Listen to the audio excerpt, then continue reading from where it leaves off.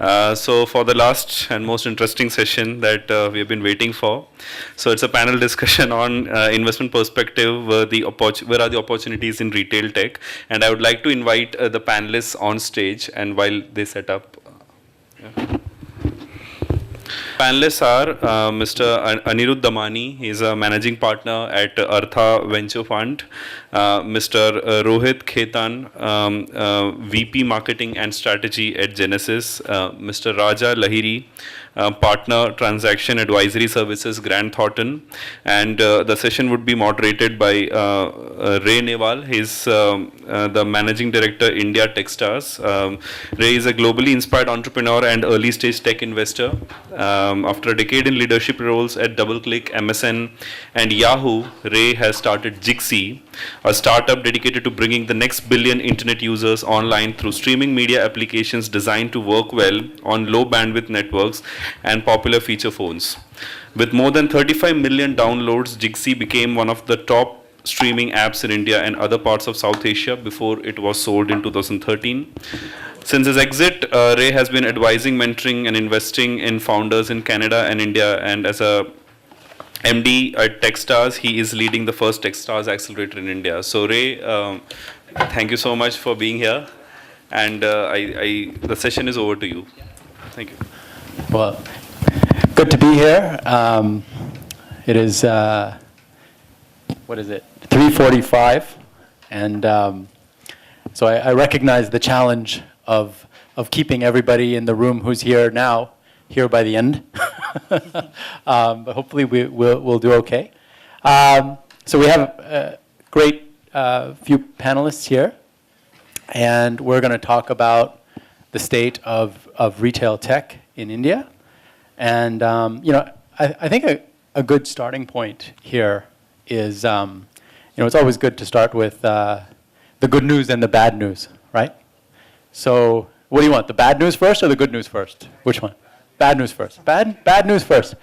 So, you know, we have 200 million people in India that are transacting through retail, through online retail, right?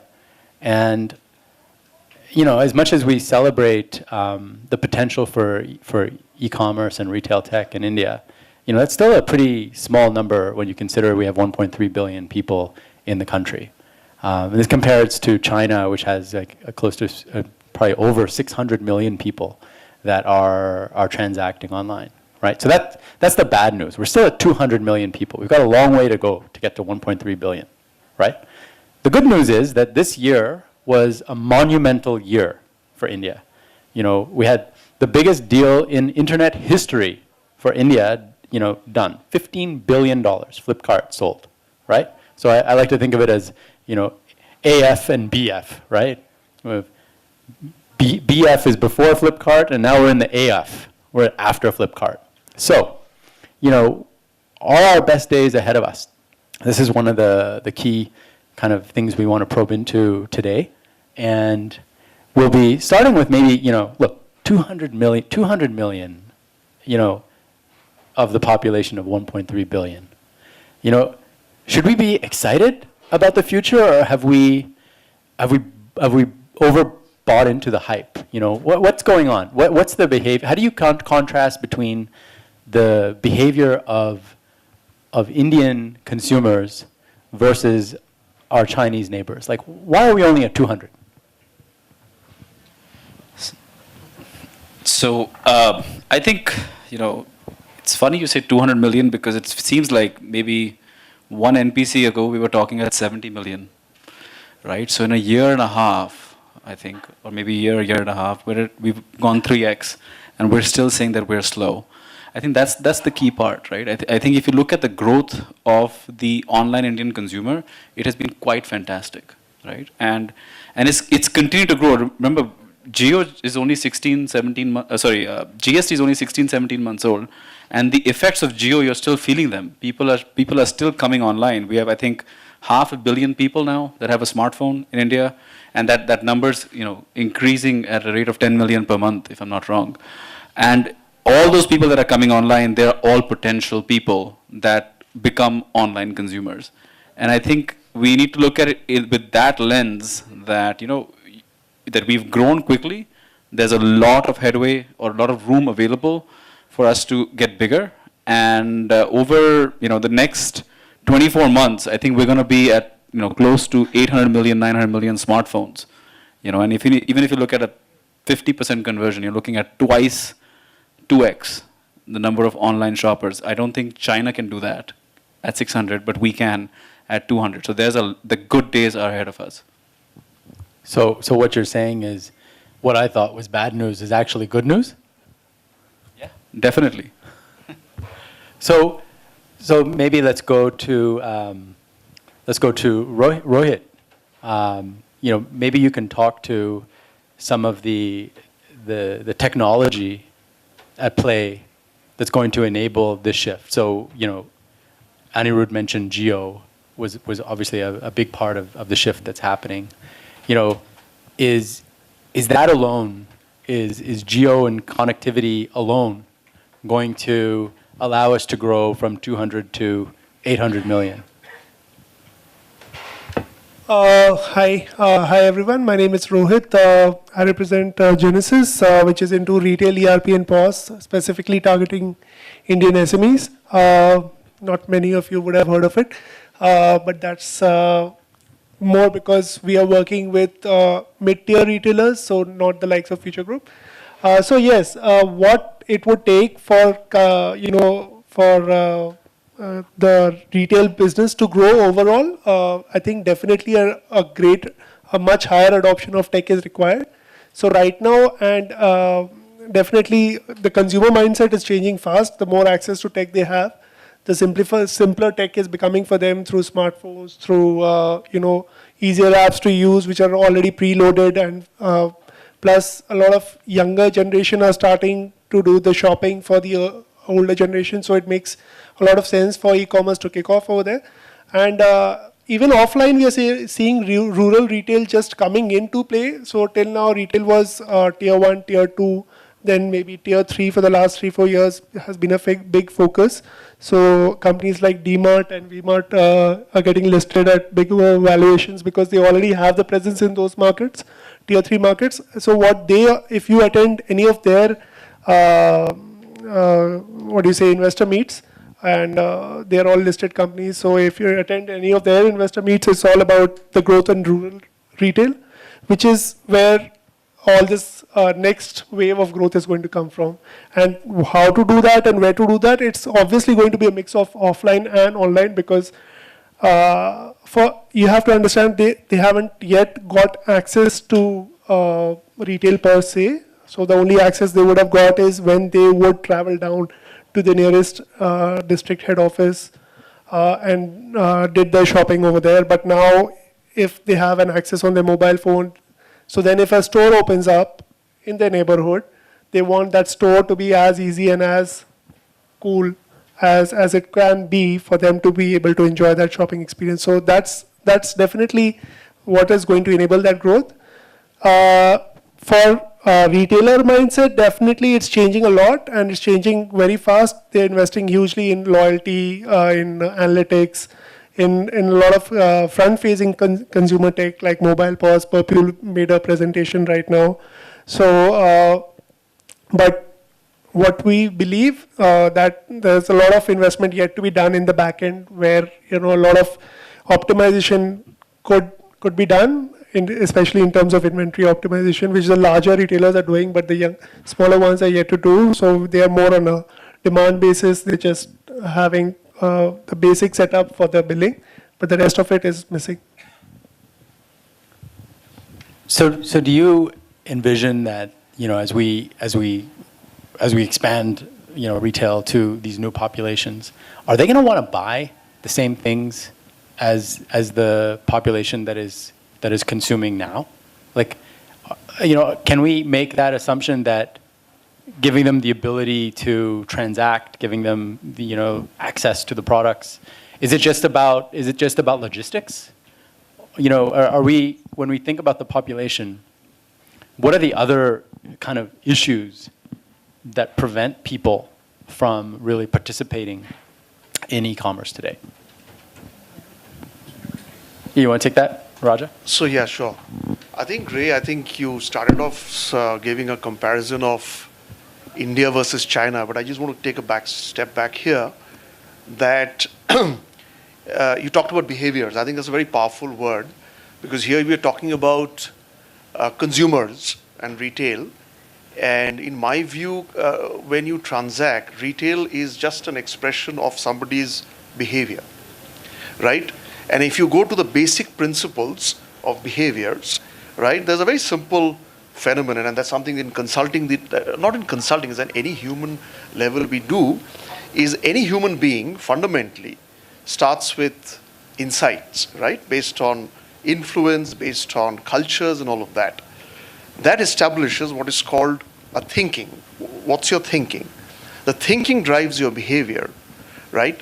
If you look at the Indian market per se, from retail, right, the comparison with China, I think where it ends is clearly China, and kind of, pardon if I may say, but the Chinese way of transacting and buying can be standardized, right?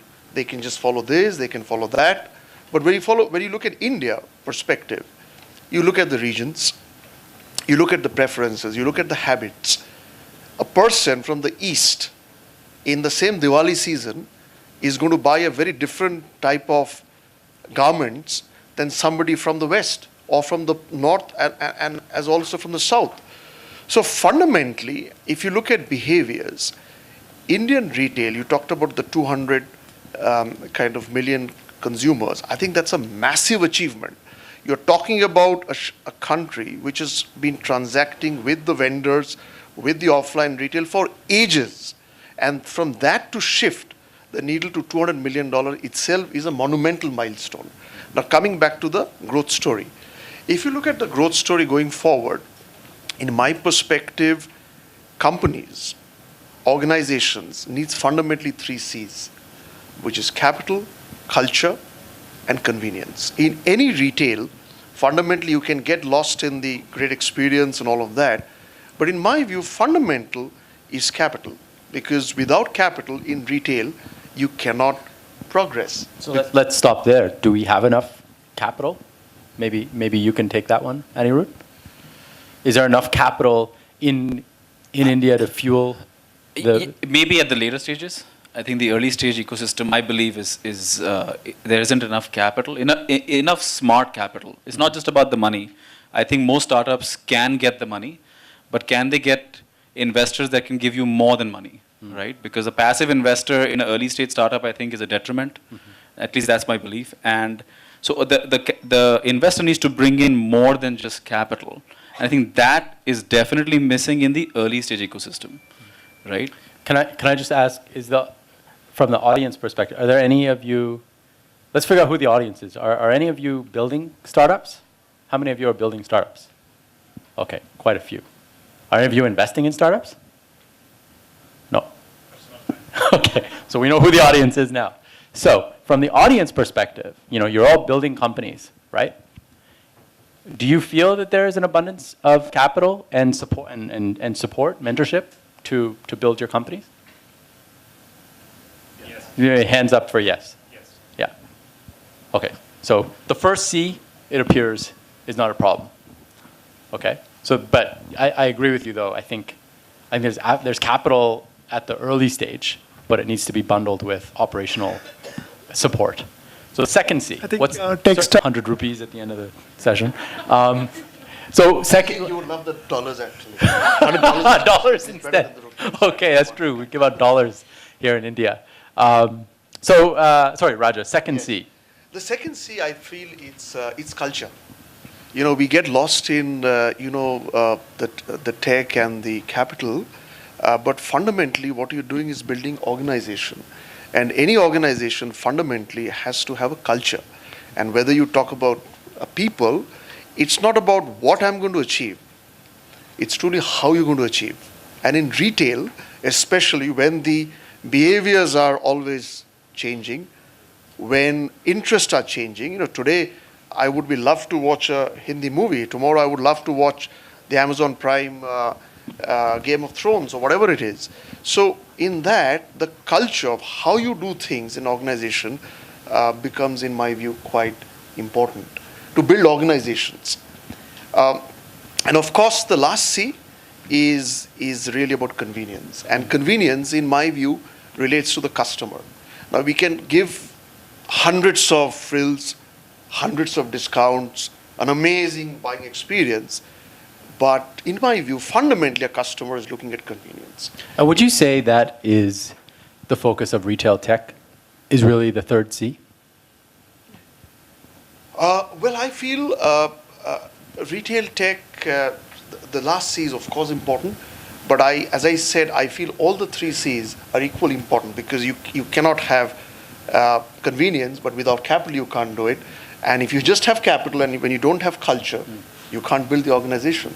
So I feel the three C's needs to go hand in hand. Rohit, you had something to add there on the convenience part.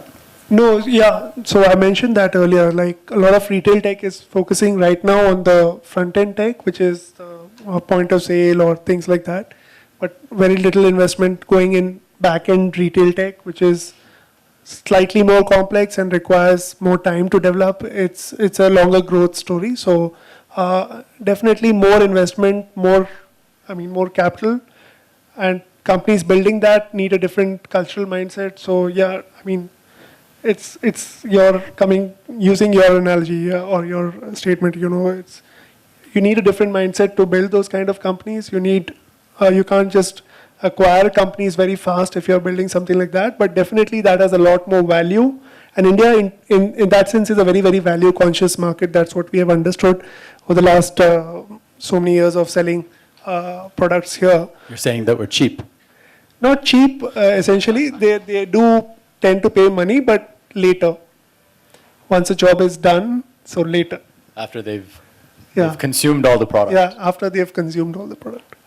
And they pay you more in the later years, but like initially. After delivery, not after before delivery. Not before delivery, no.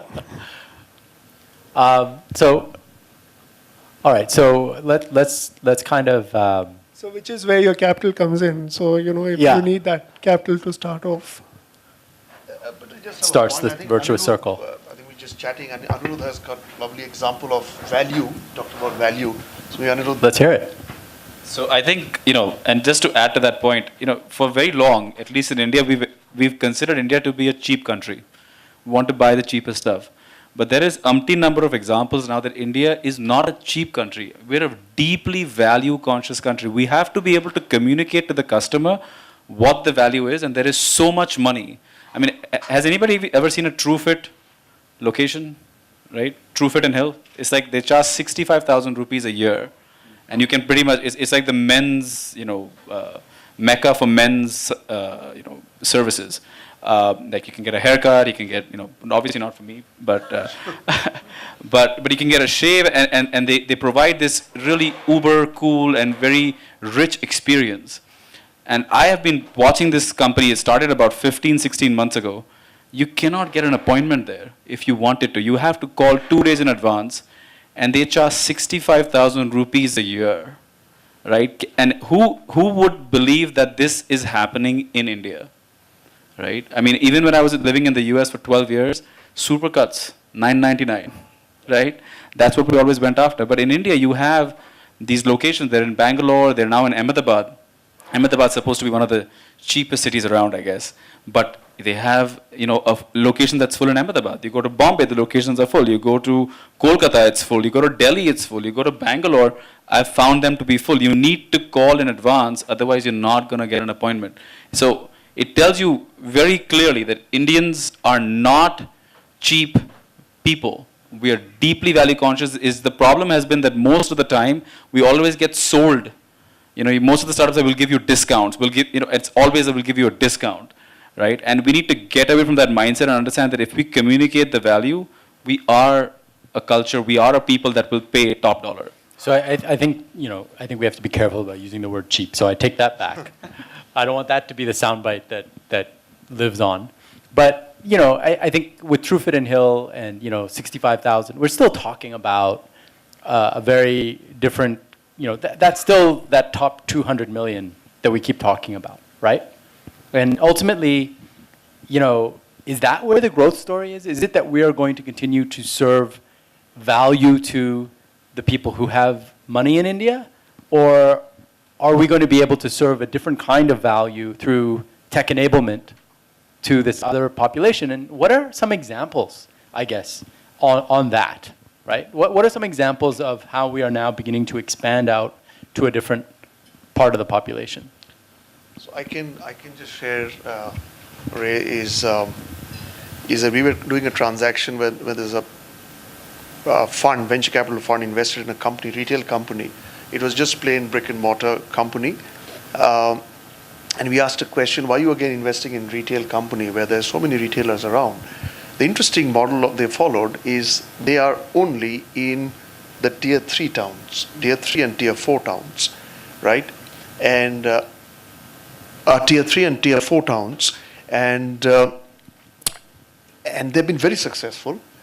So I was chatting with the entrepreneur, and he said that, you know, what's one of your key drivers of your success? That, you know, tier 3, tier 4 is very different from a tier 1, tier 2. So he said, in a tier 3, tier 4 town, you know, retail, the buying experience is about aspiration. So you create an aspiration. So for example, somebody maybe 5 years back, 10 years back was not able to afford a pair of decent trousers or a shirt. Today, because of the whatever GDP, consumption, all of that, is able to come and buy that by the family member who's earning. But we create an aspiration in terms of how we treat the customer. Well, I'm not going to tell you the name of the company, but I can assure you that in the next 3 years, the company is going to get listed, very much what you said in those lines. And so the tier 3, tier 4 towns is a very different story. And remember, we are still 800 million to cover. So the journey is going to be deep enough. In fact, I want to add something, and you know, just to say that we're not. So we invested in a company called Find, right, and that raised money from Google last year.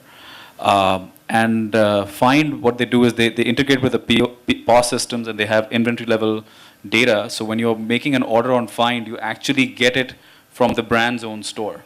Okay. Now, they used to be cash on delivery. I think for the last 12 months, they've only been prepaid only. And they're still doing thousands of orders a day at an AOV that's in the higher 1,500 rupee category. And they're continue to add more and more merchants, right? And continue to get more and more people coming and buying from them. And I think, again, these are significant level shifts because we need to start understanding that the consumption basket of India itself is changing. For the first time, we're at $2,000 as per capita income, right? And I think within 7 years, we'll be at $4,000. And that's going to be a huge shift in what we consume once we get to that number. And a lot of the companies that are already looking at that and building for that, I think are going to do extremely well. You know. So it's on that note, we talk a lot about fintech, increasingly as we talk about retail tech, right? What is happening? Maybe you can. Well, let's start off with the audience again. Are any of you doing startups that are at the intersection of retail and fintech? Anyone in here? Why is that an important shift? Why is that a big deal? Why is fintech such a big deal for retail? Yeah, I think clearly, to answer your question on fintech, if you look at retail, you've got to cover the entire ecosystem, right? You're talking about the front end, you're talking about the back end, you're talking about supply chain, and finally it is about payments. So true enablement is going to happen only when you have the payment gateways and the companies really coming forward and interacting a much more easier experience for customers. And so hence fintech is booming, right? And if you look at carefully about companies, the successful ones and the not so successful ones, the successful companies keep it very simple. So it's very easy for somebody at a tier 3 town to transact, and very easy for an upmarket college student going to St. Xavier's College, Bombay, to transact. So keeping it simple is, and the payment is I think very critical for the entire ecosystem to get completed. Another reason for fintech to be really important right now is because of the whole drive or shift to increase customer loyalty, customer spend, consumer analytics. So I think one of the things they have naturally is customer, at least their mobile number to start with, and then later on more information about the purchase history and so on. So a lot of campaigns, retail campaigns we know of are being run by say credit card companies, mobile wallet companies, payment providers. Now there's this retail invoicing loan system going on, which was earlier also it was there in terms of like jewelry companies giving you EMIs, like you pay so much every month and then your 12th month you can go and buy your product. So now similar thing is coming in, like Amazon already offers EMIs, Flipkart offers EMIs. So this loan to offering retail consumer loans at the end point when you're doing the transaction is a big thing. So based on your past purchase history, based on your what you have done at other retail counters with other retail merchants, they can offer you a loan at a certain percentage, and you make sure that you pay later. So this is one of the key reasons why the fintech is having a huge interplay with retail tech right now, because there's a lot of opportunity to get the last or the next 400 million on board if they're able to provide easy credit or at least better analytics. So, okay, we'll go into maybe the last question, and then we'll maybe take a couple in the audience if there are any. But, for the most part, you're all investors here. What are you looking for? What's out there in the retail tech landscape that you're really excited about, in India right now? Okay. See, I think I want to just go to the basics. From an investor perspective, I think we got to understand that the investor fundamentally invests for return, right? And an investor, especially funds, they're managing other people's money. So if that consciousness is there in the mind, then entrepreneurs will build businesses differently. What we have seen, and some lessons have been seen, that there have been very successful businesses, retail businesses, got flush of funds, flush of capital, and the capital was gone.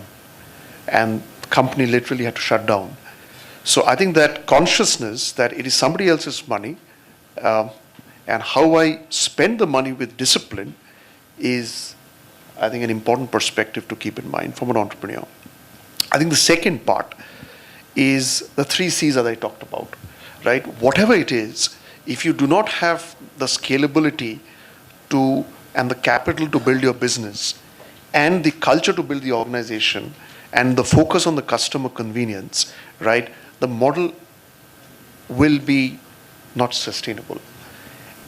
And to make a model sustainable, you got to build a profitable business model. And I think, as you said, while 2018 is a monumental year for a Flipkart, Walmart transaction to happen, it also teaches us a very important lesson that unless you build business with the profitability angle in mind and the cash flow angle in mind, from an investor, it doesn't really make any sense.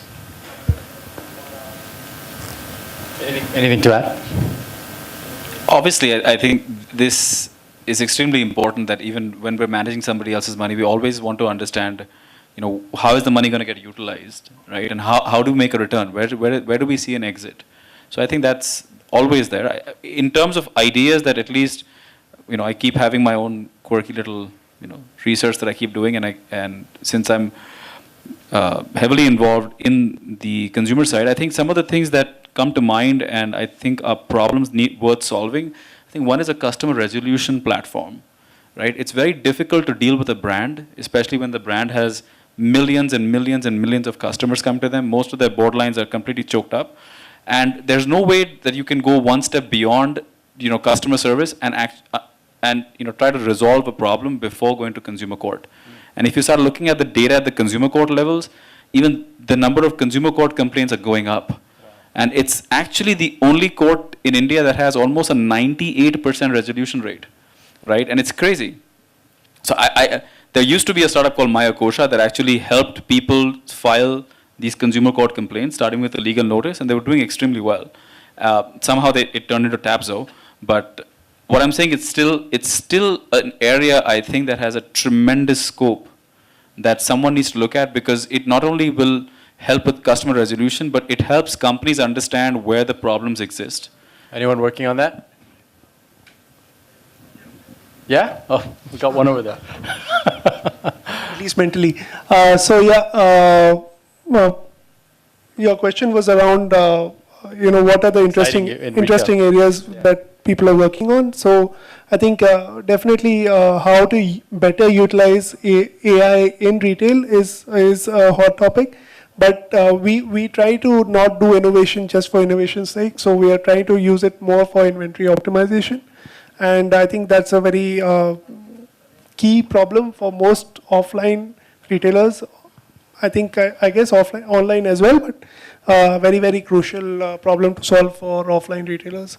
And I think coming to your culture point or mindset point, I think definitely what you do with investor money is a critical point. And what we have learned is, the value that you give to the consumers or your customers is pretty critical. And we've been bootstrapped for now close to a decade without any external funding with consumer. What? You don't need venture capital to build a company? Not a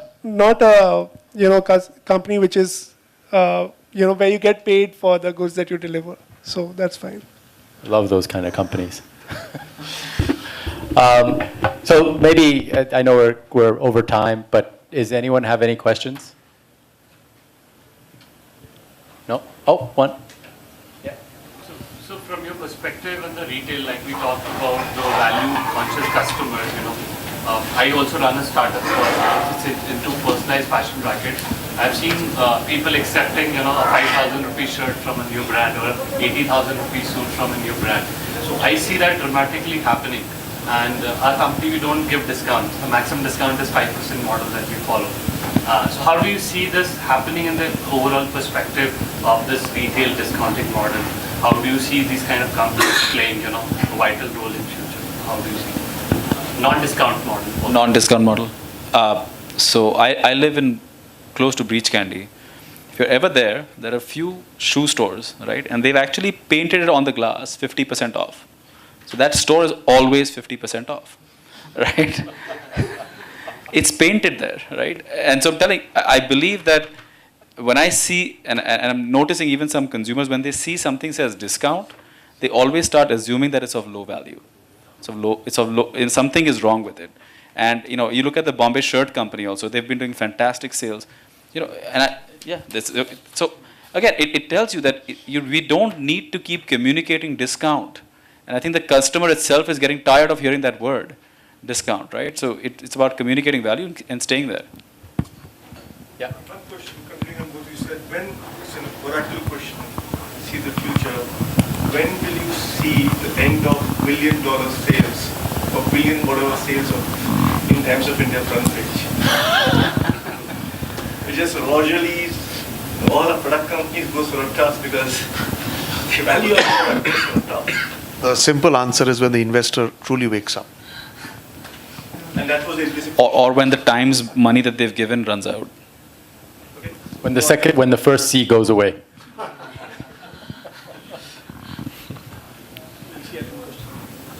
So you talked about fintech collaborating with the retail tech. There have been multiple such things, even with InsurTech, for example. Some insurance products getting sold online, or for that matter, agri-tech. So every other industry is collaborating with retail. As in, where do you see that term retail tech in fact going? Would there be any such thing, or would it drop down to convenience of a customer at the end of the day? I think I'll keep it simple. I think, any business really, you would need payments, which is the fintech part of it. You have the supply chain, right? Any of the consumers. So whether you target the retail as in this B2C type of bracket, and agri could be sometimes B2B. So you have consumers, you've got supply chain, you've got payments. Now, all of this ultimately has to converge clearly, and that's what we are seeing on convergence. So the walls are going to clearly break. The only thing is the basics cannot be forgotten. Ultimately, it is for who? It is for the consumer. So the consumer has to benefit out of all these conversions, and I guess that's happening in a super way in India. One last question from my side. So you said for an investor, it's important that you have a return on the investment, and at the same time you talked about tier 2, tier 3, 800 million people could be the next big opportunity. Do you think that there could be a good return on investment in these markets? Absolutely. I think we should understand how much disposable income people in those cities have. Like people are like us in Bombay, almost 40%, 50% of our net worth is sitting in our house and in our offices. And when you go down to a tier 2 city like Indore and the places like that, you realize 20% for them. So they have that additional 30% and you look at the things they consume, right? I think there are better cars in places like Ahmedabad, Aurangabad, Nagpur than they are in Bombay. We first think about buying a car like where am I going to park it? How much is the parking going to cost me, right? And you start going out to these other cities. I was in Indore for an event. I met a lady who set up a farm, a dairy farm, and was selling milk by the liter at 100 rupees a liter in the city of Indore. It costs 44 rupees in Bombay. And just because people knew where the milk was coming from, they had taken a subscription from her, and she was selling out of milk. She didn't have any excess milk, so she wanted more money to buy more cows. And it tells you, because they have disposable income to spend. Look at their houses, right? You don't find, India's best houses in Bombay. You find them all in these tier 2 towns, and they're gorgeous, huge, and they spend so much money. I think you'd be surprised how much money really is there once you start tapping into it. I think we're going to wrap up now. So thank you. Thank you to the panelists for joining today. Anirudh, Raja, Rohit, thanks for your time. Thanks, audience, for sticking around. Thank you, Ray, for moderating this panel really well. We have one more work for you. I would, on behalf of NASSCOM, I would request you to, hand over the token of gratitude to the speakers. Pleasure. Thank you. And Sahila champion would be. Oh, thank you. Thanks a lot. Thank you so much, guys, for being a part of it. I'm pretty sure that we have some people who want to talk to you in person. Thank you, guys. So on behalf of NASSCOM, thank you for being a part of NPC.